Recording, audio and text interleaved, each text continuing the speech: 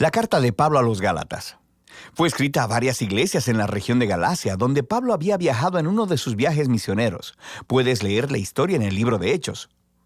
Él escribió esta importante carta con una profunda pasión y frustración. Este es el trasfondo. El cristianismo comenzó como un movimiento judío mesiánico en Jerusalén, pero su mensaje era para toda la humanidad, así que rápidamente se esparció más allá de Israel. Para el tiempo en el que Pablo era misionero, había tantos no judíos como judíos en el movimiento de Jesús, y esto desató un gran debate del que sabemos gracias a Hechos capítulo 15. Históricamente, el pueblo del pacto de Dios estaba enfocado en un grupo étnico, Israel, y ellos se apartaban de los demás debido a las prácticas ordenadas en la Torá, como la circuncisión de los varones, comer kosher y guardar el día de reposo. Y había muchos cristianos judíos que creían que para que todos estos no judíos realmente pudieran ser parte de la familia de Dios, necesitaban obedecer las leyes de la Torá. Algunos de estos cristianos judíos terminaron siendo parte de las iglesias de Galacia. Estaban socavando la enseñanza de Pablo y demandando la circuncisión de todos los varones cristianos no judíos, y muchos lo hicieron. Y cuando Pablo escuchó acerca de esto, se quebrantó su corazón, se molestó, y el resultado fue esta carta. Primero, él reta a los Gálatas con un resumen del mensaje del Evangelio sobre el Mesías crucificado. Luego, les dice que este Evangelio es el que crea la nueva familia multiétnica de Jesús y Abraham. Y luego, les muestra cómo este Evangelio es lo que verdaderamente transforma a las personas por la presencia y el poder del Espíritu. Inicia expresando su desconcierto de que los Gálatas han abrazado un evangelio diferente, el que era promovido por esos cristianos que hablaban mal de Pablo y demandaban la circuncisión. Así que Pablo primero defiende la autenticidad de su mensaje y su autoridad como apóstol. Él fue comisionado por el mismísimo Jesús resucitado para ir al mundo no judío. Recuerda la historia del libro de Hechos. Pablo dice que fue posteriormente a su llamado, que fue a Jerusalén para consultar a los otros apóstoles, como Pedro o Jacobo, y fue cuando les dijo que él no requería que los cristianos no judíos se circuncidaran o comieran kosher. Ellos estuvieron completamente de acuerdo. Pero esta tensión creció. Pedro había ido a Antioquía a visitar y ver a todos estos cristianos no judíos, y estaba comiendo y compartiendo con ellos. Pero cuando algunos de estos grupos de oposición provenientes de Jerusalén llegaron a Antioquía, Pedro cedió ante la presión.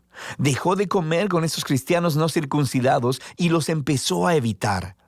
Así que Pablo confrontó y acusó a Pedro por su hipocresía, por no permanecer fiel al Evangelio. Para Pablo, demandar que estos nuevos cristianos fueran circuncidados y observaran la Torá era un error por una variedad de razones.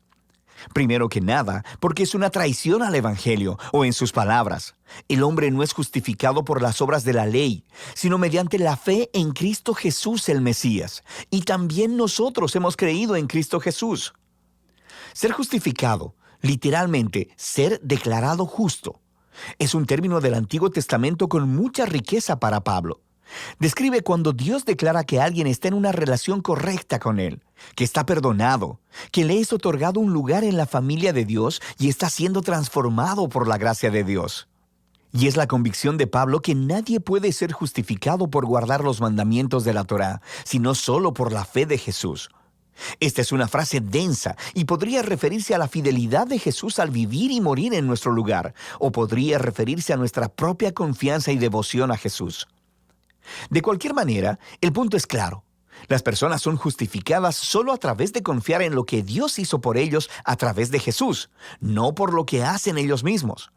En el corazón del Evangelio de Pablo está esta declaración.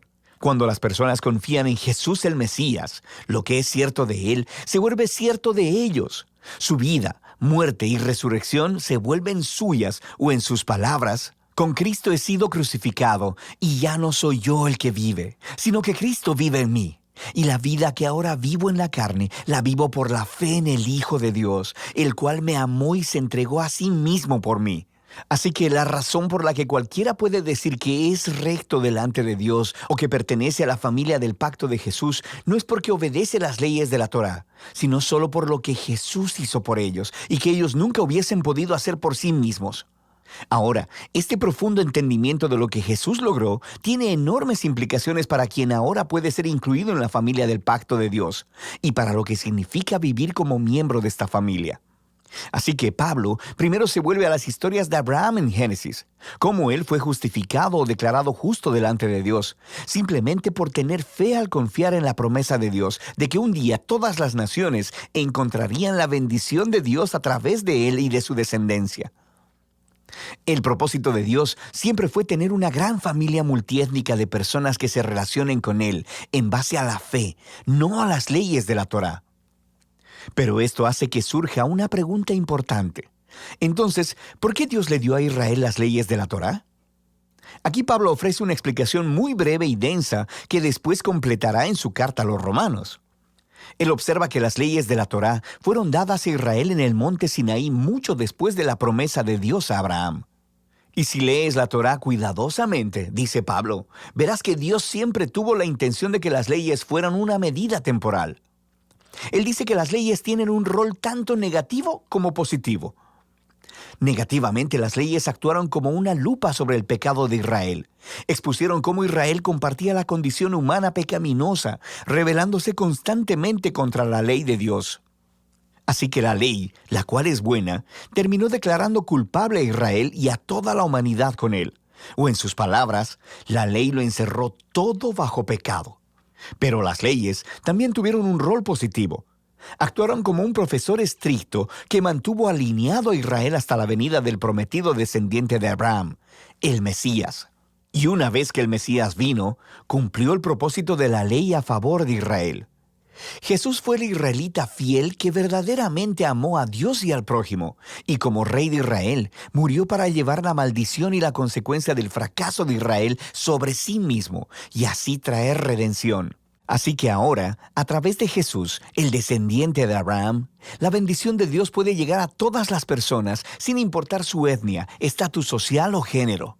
Para Pablo, requerir que los cristianos no judíos guarden la Torá no tiene sentido. Es actuar como si Jesús no hubiera cumplido la promesa de Dios ni lidiado con nuestro pecado. Ignora la nueva libertad que se ha ganado para nosotros en Jesús y el regalo del Espíritu, y limita la promesa de Dios y su bendición a una familia étnica.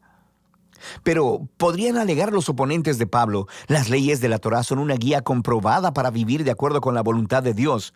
¿Cómo van los cristianos no judíos a aprender esto? Pablo responde en los capítulos 5 y 6 al describir cómo la presencia transformadora de Jesús a través del Espíritu es la clave. Las leyes de la Torá son buenas, son sabias, dice Pablo. De hecho, se pueden resumir, como Jesús hizo, en el mandamiento de amar a tu prójimo como a ti mismo. Pero las leyes, por buenas que sean, no le dieron a Israel el poder de obedecerlas. En contraste, la buena nueva es que Jesús sí cumplió las leyes en lugar nuestro, y ahora Él vive en nosotros a través del Espíritu, haciendo a su pueblo los nuevos humanos que cumplen la ley al amar a otros. Así que Pablo continúa contrastando esta vieja y nueva humanidad. Los hábitos de la vieja humanidad son obvios. Son los comportamientos que deshumanizan a las personas, destruyen las relaciones y a comunidades completas. Y aunque las leyes de la Torá prohibieron estos comportamientos, Jesús fue quien los clavó en la cruz. Así que cuando una persona confía en Jesús y vive en dependencia del Espíritu, la vida de Jesús se convierte en la suya, produciendo lo que Pablo llama el fruto del Espíritu. Esta es la manera de vivir que Jesús quiere reproducir en su familia, para que se conviertan en personas de amor, gozo, paz, paciencia, bondad, benignidad, fe, mansedumbre y templanza. Pero este fruto no es automático, dice Pablo. Requiere cultivarse, justo como los frutos naturales. O en sus palabras, si vivimos por el Espíritu, andemos también por el Espíritu. Esto requiere intencionalidad. Tenemos que aprender cómo podar nuestros viejos hábitos y cultivar los nuevos. Y mientras lo hacemos, nos encontramos a nosotros mismos siendo llevados por el Espíritu conforme Jesús moldea nuestras mentes y corazones y nos transforma en personas que aman a Dios y a los demás. Y de esta manera, la gente de Jesús cumple lo que Pablo llama la ley de Cristo. Y al final, Pablo concluye: este requerimiento para que los cristianos guarden la Torá o sean circuncidados es errar al blanco. Lo que realmente importa es la nueva creación de Dios, esta nueva familia multiétnica del Mesías, personas llenas de fe en Jesús, que están aprendiendo a amar a Dios y a otros en el poder del Espíritu. Y de eso se trata la carta a los Gálatas.